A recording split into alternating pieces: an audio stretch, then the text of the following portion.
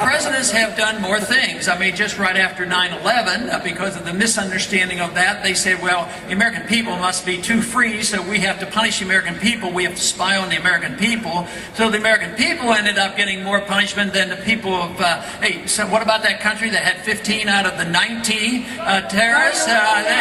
What do we do with them? Absolutely nothing. But immediately almost, we passed this ornery, ridiculous, terrible bill called the Patriot Act. Now, when I asked a member I was sitting next to why he was voting for the Patriot Act, and I said, you know, there's nothing good in it. He says, well, I haven't read the whole thing, but you're right, there's not going to be anything good in it. I says, well, why are you going to vote for it? He says, well, how am I going to go home and, right after this crisis, how am I going to go home and explain to them that I voted against the Patriot Act under these conditions? I said, well, why don't you do it? Because that's your job. Go home and explain it to them why it's a bad piece of legislation.